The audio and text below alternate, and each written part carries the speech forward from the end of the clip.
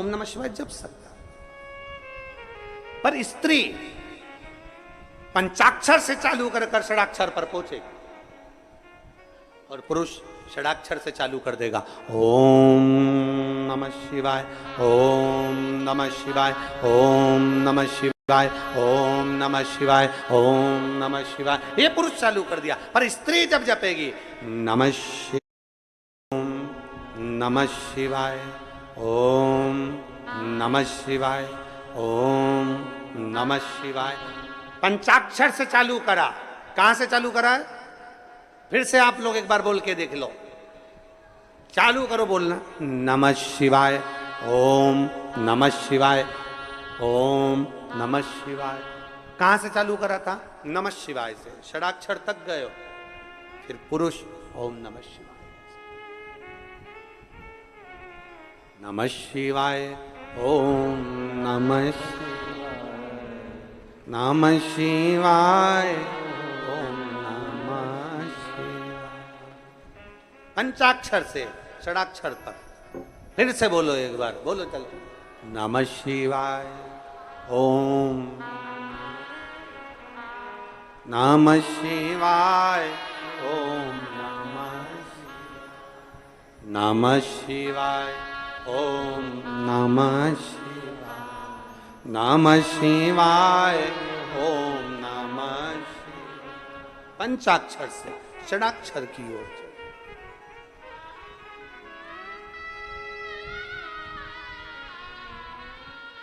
पार्वती मैया शिव जी के साथ में विराजी,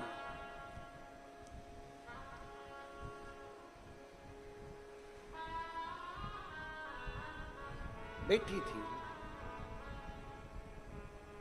भगवान शंकर के तेज पुंज गंगा जी के जल में चला जाता है और गंगा जी के जल से 6 पुत्र जन्म ले लेते हैं। 6 पुत्र, जिनका नाम कृतिकाओं ने एक कर कर षडानंद कार्तिकेय रख दिया। कार्तिक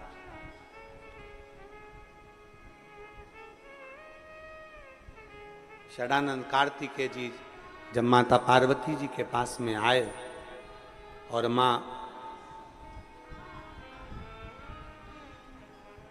माता पार्वती जी के पास में आते हैं और माता पार्वती जी को प्रणाम करते हैं, बाबा भोलेनाथ जी को प्रणाम करते हैं, औगड़दानी को नमन करते हैं, प्रणाम करते हैं, दंडवत करते हैं, साष्टांग करते हैं। फिर तारकासुर का संहार करने के लिए जाते हैं। अपने घर से जब निकलो, पहले 1 लोटा जल महादेव को समर्पित करो। घर में जो बुजुर्ग हैं, बड़े हैं, उनके चरण छुओ। माता पिता भाई भाभी जो घर में बड़े हैं, उनके चरण छुओ। क्यों? क्योंकि शास्त्र कहता है जब घर से निकलते हैं 1 लोटा जल चढ़ाकर, चरण छूकर जब हम अपने काम के लिए जाते हैं, तो हमारे साथ अपने माता पिता का तप बल भी हमारे साथ में, महादेव की कृपा भी हमारे साथ जाती है।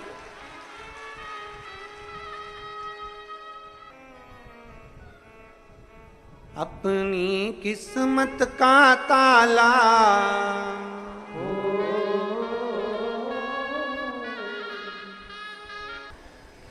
षडानंद कार्तिकेय जी अपने माता पिता को प्रणाम कर कर तारकासुर का संहार करने के लिए। तारकासुर असुर है, पर उसका हृदय शिव में रमा। हमने एक बात पहले कही थी कथा के अंतर्गत कि शंकर का कोई द्रोही नहीं, मेरे शिव जी का कोई दुश्मन नहीं। शंकर भगवान का जो भक्त होता है उसका कोई द्रोही नहीं, शिव का कोई द्रोही नहीं, शंकर का कोई दुश्मन नहीं।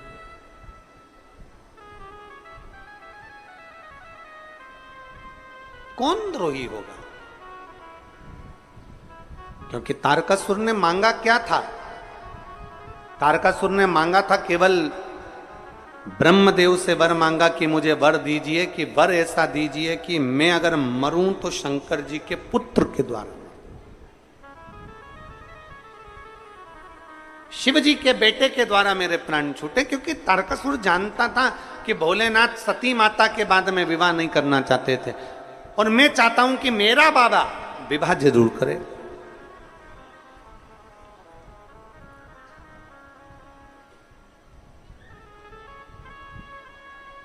ये शिव महापुराण की कथा कहती है, अपना घर, अपना परिवार, अपना कुटुंब, अपने रिश्ते, अपने नाते कभी मत छोड़ो। उस कुटुंब में, उस परिवार में, उन रिश्तों में, उन नातों में रमे, पर रमते रमते शिव की भक्ति। क्यों सीहोर वाले महाराज के चक्कर में पड़ी हो? क्यों सीहोर वाले महाराज के चक्कर में पड़ी हो? एक लोटा जल से क्या सब कुछ मिल सकता है?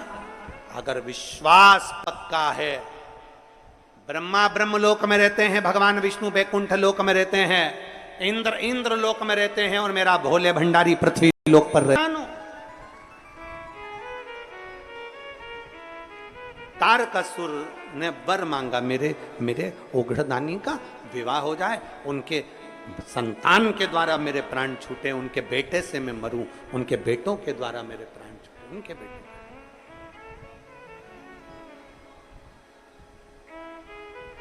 अब शिव का कोई द्रोही नहीं, मेरे शंकर भगवान का कोई द्रोही नहीं, मेरे ओघड़दानी का कोई द्रोही नहीं, उन्होंने तो स्वीकार कर लिया। तारकासुर का संहार करने से पहले, तारकासुर को मारने से पहले मां पार्वती जी ने कह दिया, सुन कार्तिकेय षडानंद, तू जा तो रहा है, पर एक बात का स्मरण रखना। षडानंद कार्तिकेय, तू जा तो रहा है, पर इतना याद रखना कि तारकासुर को मारना जरूर, पर उसके दिल में, उसके हृदय में शिव बसा है, इसलिए तो उसके हृदय में, तो उसके दिल में कोई बाण मत मार देना। तो उसके हृदय में कोई बाण मत मार देना,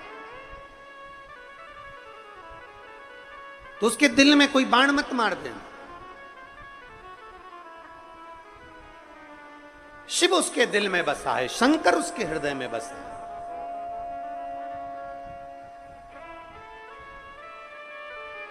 और महाराज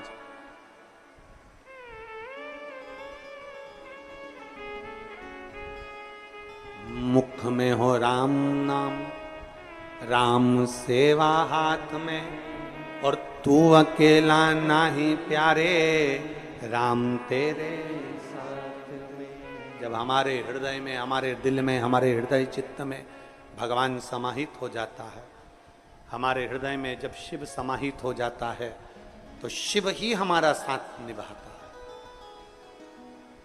तारकासुर के दिल में, हृदय में बाण नहीं छोड़ा गया। तारकासुर मरे, प्राण छूटे। 3 पुत्र थे, तारकाक्ष, विदुम्माली, कमलाक्ष की। तीनों बड़े प्रबल, तीनों बड़े वीर,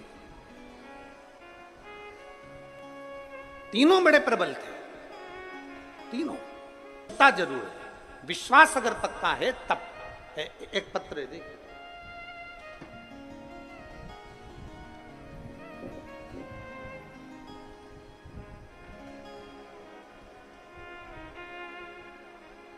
मैं तारकासुर के 3 बेटे, तारकाक्ष, विदुम्माली और कमलाक्ष की, तीनों ने उपद्रव मचाना प्रारंभ करा। पर तीनों ने विचार करा, यदि हम ज्यादा उपद्रव मचाएंगे तो मारे जाएंगे। तो तीनों ने वर मांगा ब्रह्मदेव से, ब्रह्मा जी से।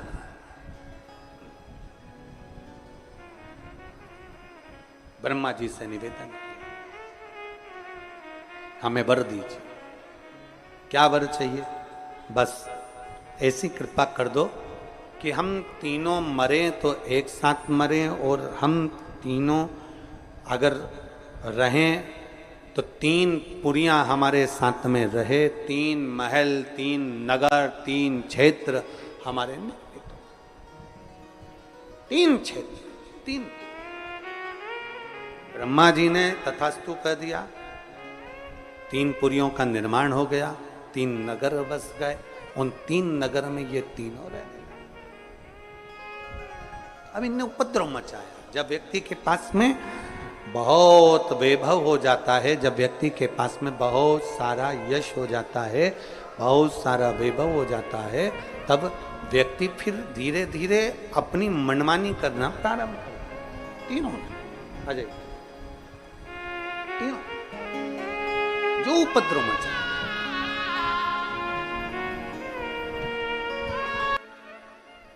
शिव ने कहा, मैं भगवान शंकर के पास सूचना गई कि तारकासुर के तीनों बेटे तारकाक्ष, विदुमाली और कमलाक्ष के तीनों ने उपद्रव मचा रखा, तो ये जाएंगे कैसे, समाप्त कैसे होंगे? कहा, भगवान शिव कहते हैं तुम सारे देवता पशु बन जाओ और मैं तुम्हारा पति बन जाता हूं, मेरा नाम हो जाएगा पशुपति। तीन चीजें हैं शिव महापुराण में। एक पाशुपत्य अस्त्र है, एक पाशुपत्य अस्त्र है, एक पाशुपत्य योग है और एक पाशुपत्य व्रत है। तीन चीजें,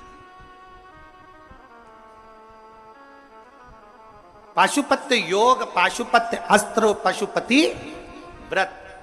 पशुपति अस्त्र को, पाशुपत्य अस्त्र को हम धारण नहीं कर सकते क्योंकि हम में इतना बल नहीं है कि हम भगवान से पशुपति अस्त्र लेकर आ जाएं और अपनी रक्षा कर लें। हम में बल नहीं है, हम इतना तप, हम इतनी साधना, हम इतना व्रत नहीं कर सकते। पाशुपत्य योग भी हम नहीं कर सकते। पर संपूर्ण विश्व के कल्याण के लिए शिव महापुराण में एक पशुपति व्रत वर्णन किया गया कि कुछ नहीं कर सकते तो पशुपति व्रत यदि कर लिया तो बाबा सुनता जरूर है, धारण कर ले वे पशुपति व्रत। पशु कितने व्रत होते हैं, कितने दिए लगते हैं? 6। प्रसाद के 3 हिस्से, 5 दिए मंदिर में, 1 दिया अपने घर के दरवाजे में। जिस मंदिर में पहला व्रत होता है उसी मंदिर में 5 व्रत होते हैं। व्रत के लिए मंदिर नहीं बदला जाता। दूसरे के घर का पानी पीकर, दूसरे के घर का भोजन कर कर, दूसरे के घर का अन्न खाकर, दूसरे के घर की चाय पीकर, दूसरे के घर का फलाहार कर कर या दूसरे के घर का अन्न भाग ग्रहण कर कर पशुपति व्रत नहीं होता। जिस दिन आपका पशुपति व्रत है उस दिन अपने ही घर का भोजन, अपने ही घर का पानी, अपने ही घर की चाय, अपने ही घर का पूजन साहित्य, अपने ही घर की सारी सामग्री होना चाहिए। दूसरा व्रत तुम्हारा, आज सोमवार का पशुपति व्रत है, तुम किसी से मिलने चले गए, उसके घर का पानी पिया या उसके घर की चाय पियाए, व्रत खंडित हो जाता है। उस व्रत का कोई मूलता नहीं। जिस दिन तुम्हारा व्रत है उस दिन पूजन का सामान भी तुम्हारे घर का होना चाहिए, जल भी तुम्हारे घर का होना चाहिए, भोजन भी तुम्हारा, प्रसाद भी घर में। यहां तक कहा गया कि पशुपति व्रत में बाजार का प्रसाद नहीं लाना, घर में मीठा बनाना है। खीर बना लो, हलवा बना लो, तुम्हारी मर्जी पड़े जो बनाओ, मीठा चावल बनाओ, चाहे पुआ बनाओ, तुम्हारी मर्जी पड़े, चाहे तुम मालपुआ बनाओ, चाहे तुम रबड़ी बनाओ, खीर बनाओ, तुम जो बनाओ, पर घर में बनाओ। उतना बनाओ जिसके 3 हिस्से हो जाएं, 2 हिस्से मंदिर में, 1 हिस्सा अपने साथ आ जाए। जब भोजन ग्रहण करो शाम को, वो प्रसाद का जो हिस्सा लेकर आए हो वो पूरा खाओ पहले, फिर प्रसाद लेने के बाद फिर भोजन। पशुपति व्रत में ऐसा वर्णन नहीं है कि तुम नमक नहीं खाओगे या ये नहीं खाओगे या वो नहीं खाओगे। शाम के समय भोजन करना है। अब शाम को भोजन करना है तो पहले भगवान का पूजन कर कर जो प्रसाद लेकर आए हो वही प्रसाद का हिस्सा पहले खाओ, फिर भोजन करो। बस इतना जरूर याद रखो कि दूसरे के घर का अन्न नहीं, दूसरे के घर जाकर पानी मत पियो, दूसरे के घर जाकर चाय मत पियो। जिस दिन सोमवार का तुम्हारा पशुपति व्रत है उस दिन अपने घर में रहकर भगवान की भक्ति कर कर भाव से पूजन करो। अपने घर की चाय पियो, अपने घर का पानी पियो, मायके का भी नहीं, किसी के घर का नहीं, अपने घर का। अगर मायके गए हो तो फिर अगला सोमवार कर लो, दूसरा सोमवार कर लो, पर वो सोमवार फिर मान्य नहीं। अगर आपने किसी के घर का भोजन किया है तो फिर वहां पर कुछ शुल्क दो, पैसा दो, उसके बाद वहां से चलो। चाय पिए, वहां शुल्क दो, क्योंकि अपने को किसी के घर का भाग ग्रहण कर कर हम अपना भाग पशुपति व्रत का नहीं दे। पशुपति व्रत। अब कई लोग कहते हैं गुरुजी पशुपति व्रत कब चालू करना चाहिए?